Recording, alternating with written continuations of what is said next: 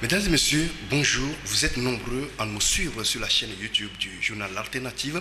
C'est pour nous un plaisir de vous retrouver chaque fois que Dieu le veuille au cœur de l'autre journal. C'est un rendez-vous de l'actualité marquée essentiellement ces derniers temps-ci par le durcissement du ton de la part du président français Emmanuel Macron à l'endroit de ses homologues africains, notamment du G5 Sahel.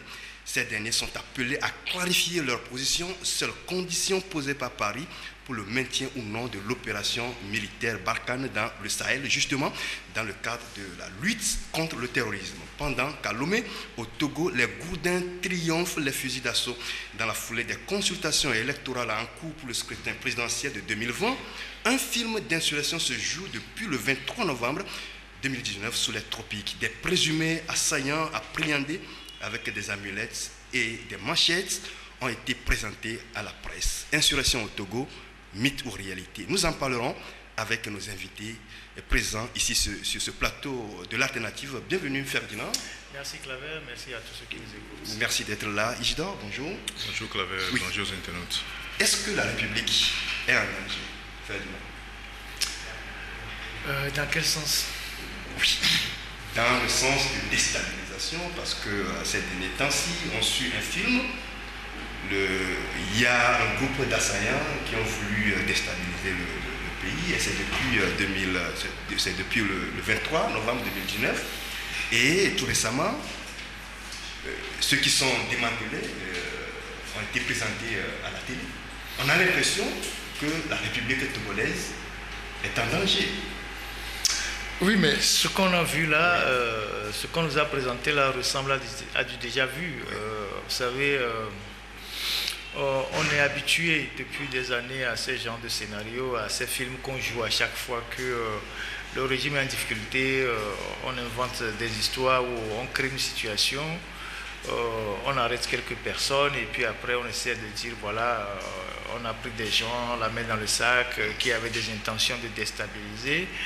Vous avez vu tout ce qui a été dit autour de l'incendie des marchés dans les années 2012, 2013. Des leaders ont fait la prison, il y a des gens qui en sont morts. Et cette histoire, dès le départ, tout le monde savait qu'il y avait quelque chose qui ne tournait pas rond et que ça avait l'odeur d'un montage, comme on sait le faire sous les dictatures. Alors, c'est le même mode opératoire, apparemment.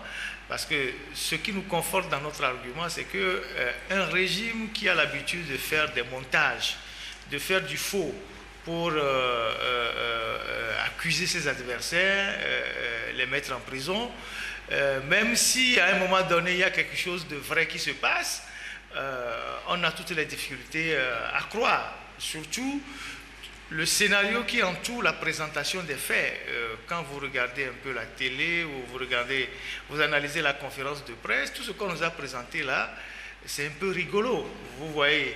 C'est-à-dire que on prend des individus, on les exhibe devant les caméras, on met devant eux les tenues, je ne sais pas, des amulettes, des effigies de quelques partis. Et puis on habille quelqu'un avec un truc qui ressemble à un gilet pare-balles traditionnel, comme les dosophones, et on met des coupes-coupes, hein, on met des coupes-coupes, plein de coupes-coupes devant ces gars, et puis les coupes-coupes ont tous l'air rouillés, c'est-à-dire que je rappelle que détenir un coupe-coupe au Togo, ce n'est pas un délit, ce n'est pas un crime. Dans chaque maison, il y a des coupes-coupes, ce n'est pas un délit. Sur l'ensemble du territoire, tout le monde a des coupes-coupes parce que nous sommes un peuple essentiellement agricole. Et même en ville, les gens ont des coupes-coupes parce que les gens doivent faire des travaux, tailler leur jardin, tailler des arbres et tout ça. Et il y a ceux qui ont des traditions dans lesquelles ils utilisent les couteaux pour danser et tout. Et donc, posséder un coupe-coupe, un couteau, ce n'est pas encore un instrument de guerre pour qu'on en fasse une preuve d'une déstabilisation. Et quand vous voyez ces coupes-coupes-là, on se rend compte que c'est la fouille qu'on a organisée récemment dans les quartiers de Toglekop et à Gouagnivé, là, où on est rentré dans les maisons des gens, tabassé les gens. C'est là où on a ramassé tout ça. Et on est venu déposer devant ces messieurs-là qu'on exhibe comme des trophées de guerre. Comme voilà, on a démantelé un réseau de malfaiteurs.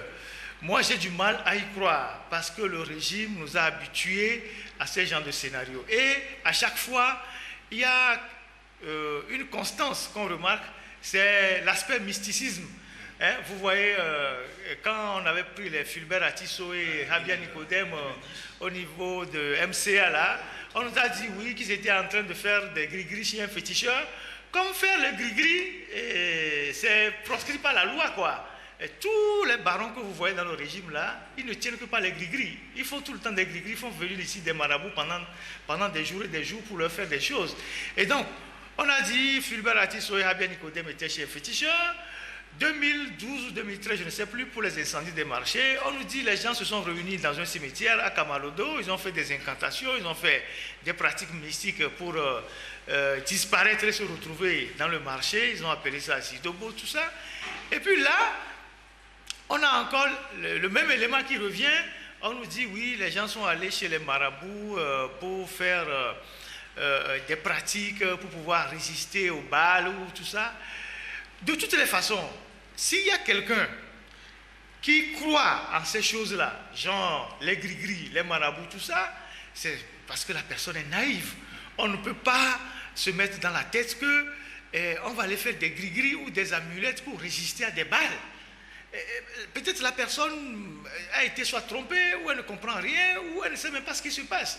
Et donc, tout ce scénario qu'on nous a présenté là, on a du mal à y croire parce que le régime nous a déjà habitués à ces genres de cinéma. On va demander, on va voir si Isidore est du même avis. Isidore, que vous inspire tout ce film-là qui se joue depuis le 23 novembre 2019 où on a appréhendé des gens qui préparaient l'insurrection. Quand vous dites que vous allez demander Isidore pour voir si il est du même avis que Ferdinand, c'est comme si vous me prenez pour ce naïf qui va croire à cette histoire-là. Donc, vous voyez, c'est une série, que le régime joue depuis quelque temps. Ferdinand rappelait tout à l'heure les saisons qui sont passées, les saisons antérieures de cette série-là. Donc, on revient avec les mêmes choses. Vous voyez, quand des gens sont capables d'aller prendre des jeunes gens chez eux, à la maison, pour les fusiller quelque part dans un autre quartier et les présenter le lendemain comme des brigands, des braqueurs, alors que la famille de ces jeunes-là est revenue dire ou bien révéler ce qui s'est passé exactement, ces gens-là sont capables de tout. Sont capables de tout, c'est ce que nous voyons ces derniers jours. Moi, si des jeunes gens, vous avez vu ce qu'on a présenté à la télé la dernière fois, si ces gens-là, oui, le monde entier a vu, si ces gens-là de corpulence, je ne sais pas, chétif ou je ne sais pas, s'ils peuvent arriver à se tenir devant des gens, des corps habillés qui ont été entraînés pour faire face à ces genres de situations, pour désarmer des individus, je pense qu'il y a question à se poser quant à la force ou bien quant à la capacité et la compétence de nos forces de l'ordre, de forces de sécurité et de défense. Parce que ces gens-là, on ne dirait même pas que ce sont des gens qui sont préparés pour le faire ou quoi, je ne sais pas. Mais cette histoire, c'est difficile à croire. C'est difficile à croire. On nous a habitués pendant très longtemps à ce genre d'histoire. Et lorsque, à la veille des élections, et que le pouvoir veut laisser libre cours aux fraudes, veut se tenir à son projet de conservation du pouvoir, c'est en ce moment-là qu'il fait sortir des choses de ce genre pour amuser la galerie. Pendant que les gens discutent de ces trucs-là, de cette série, de ces scénarios, lui, le pouvoir, il profite de ce temps-là pour faire des magouilles derrière, pour sortir les mains. C'est un montage comme vous le dites ici. Alors, quelle peut en être l'intention? Non, c'est-à-dire que moi je disais tantôt que c'est difficile à croire par rapport à la présentation des faits. Je ne sais pas si vous voyez. Lorsqu'on nous exhibe des coupes rouillées, on nous exhibe des amulettes, on nous exhibe des boîtes de fan milk ou je ne sais pas quoi, et on nous présente des gens, c'est difficile à croire que les choses se sont passées ainsi. Maintenant, eux ils disent que les jeunes sont passés à l'attaque et que dans la description du scénario par les autorités sécuritaires, ils disent que quelqu'un a fait un audio pour annoncer qu'ils vont attaquer les forces de sécurité. Et c'est cette personne-là qui a été tuée après, et c'est son oncle qui est l'entraîneur qui a été arrêté parce que son oncle a ordonné qu'on l'enterre, et puis ensuite, il semble que ils ont tenté de faire disparaître certains éléments de preuve qui accablaient son neveu. C'est pour ça qu'on l'a arrêté. Bon, l'audio là, tout le monde l'a écouté. Mais moi, la question que je me pose, nous avons des militaires, nous avons des forces de sécurité. On sait que cette dernière période, il y avait une certaine tension dans le pays. Il y a des patrouilles la nuit, on a déployé des gens. Et l'autorité sécuritaire nous dit qu'eux, ils étaient au courant. Parce que les auteurs avaient déjà annoncé que le 23, ils allaient opérer. Donc, eux, ils étaient au courant. Alors, s'ils étaient au courant, quelles dispositions ont été prises pour neutraliser les auteurs avant que les auteurs ne passent à l'acte? Maintenant, on nous dit qu'on a brûlé une voiture sous le pont de Agoué, et après, on a attaqué les militaires, on a pris des armes. Ils ont avancé, ils ont attaqué des militaires au niveau de Atlantic Bank, toujours à Agoué là-bas, avant de foncer jusqu'au commissariat d'Agoué qui a été attaqué après, à coups de cocktail Molotov, tout ça. Alors, du pont de Toblekopé ou de motocross jusqu'au commissariat d'Agoué, ça fait au moins 1 km, 1 km 500. Que des jeunes gens aient pu parcourir toute cette distance-là, alors à la première attaque, on aurait pu alerter les militaires pour intervenir, parce qu'il y a des unités qui tournaient dans la zone. Il y a le Campfil qui n'est pas loin, il y a le Airbra qui est au niveau de la brasserie, il y a une unité mobile qui est souvent à Akwezongo, là où on appelle Solidarité sur la mer. En 2 ou 3 minutes, ces gens-là pouvaient intervenir pour neutraliser ces gars-là, et qu'on ait laissé ces gens avancer jusqu'au commissariat d'Agoué, où ils ont tenté d'incendier le commissariat. Bon, la description des faits nous amène à nous poser des questions. Il y a des incohérences. Maintenant, est-ce que toute cette histoire a un fond de vérité? Est-ce qu'il y a quelque chose que des gens ont tenté de faire et que ces gens ont été infiltrés et été piégés après par les agents de renseignement du régime? On n'en sait absolument rien. Nous ne savons pas à cette époque, à cette période, les preuves formelles que le régime tient par rapport à tous ces gens-là. Ce que nous savons, c'est qu'on ne nous a pas présenté la dernière fois des armes que des jeunes auraient arrachées aux forces de sécurité. On nous a présenté des coupe-coupes qui ne sont pas un instrument de délit. Avoir un coupe-coupe, ce n'est pas interdit, ce n'est pas la loi. Avoir des couteaux, ce n'est pas interdit par la loi. Toutes les maisons au Togo, dans toutes les maisons au Togo, chacun a un coupe-coupe chez lui à la maison, juste pour mener des activités. Et donc, c'est ça qui ne me convainc pas. Et c'est ça qui ne convainc pas l'opinion. Et surtout que le régime est connu pour être coutumier des montages. Donc, les gens ont des difficultés à croire. Isidore vient de le rappeler. On a pris des jeunes vers Ségbé. On a dit que c'est des braqueurs. On a tué des jeunes vers, comment appelle-t-on, vers le port. On les a présentés comme des braqueurs qui étaient sur le terrain en train d'opérer, que la police les a poursuivis pour les tuer. Quelques heures après, les familles se sont prononcées pour dire qu'on est venu arrêter leurs enfants à la maison devant eux. Et cette histoire, présentée par la direction nationale de la police, n'a jamais été éclaircie jusqu'à ce jour. Les pauvres individus abattus sont encore à la morgue. Ce n'est pas éclairci jusqu'à ce jour. L'histoire de Mohamed Loumela, ce n'est pas éclairci jusqu'à ce jour. On ne sait pas véritablement qui sont les vrais auteurs de l'incendie des marchés. Alors, quand un régime de ce genre en vient à présenter des faits aussi incohérents, permettez que nous doutions de leur sincérité. Voilà ce que moi je dis. Donc, moi, je ne peux pas croire que ce qu'on nous a montré là sont des gens capables de monter un scénario et d'aller arracher des armes.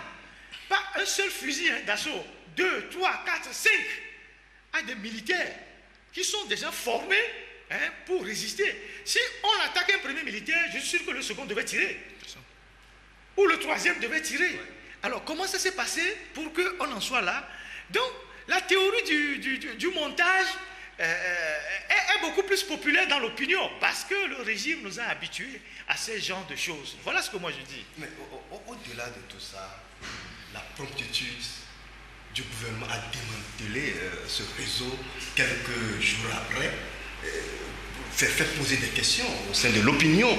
Parce qu'il y a des braqueurs, on fait des braquages, des mois, on n'arrive pas à arrêter, à mettre la main sur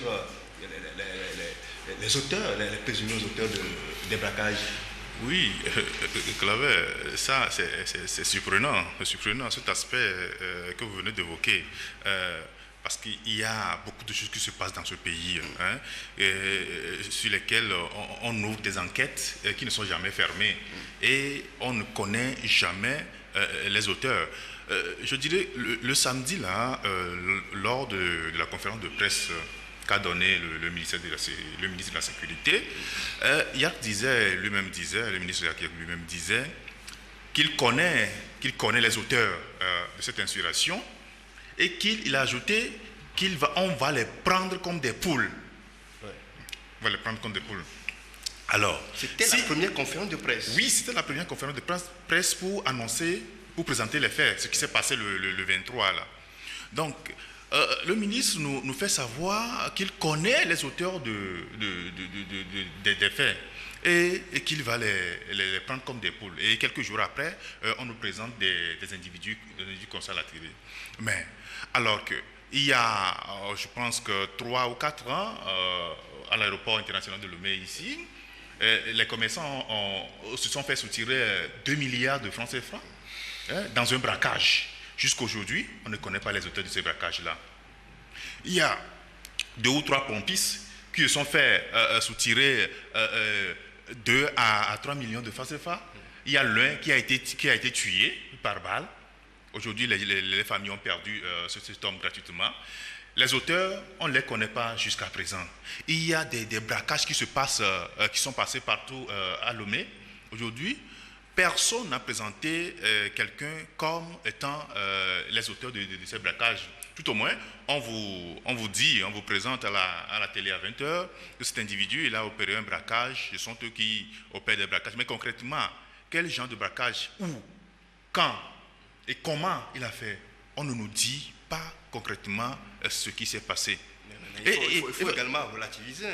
Parfois, à la télé, on nous montre des présumés auteurs qui, avec des portables, quelques objets de... Claver, je pense que vous savez pertinemment où je voudrais en venir.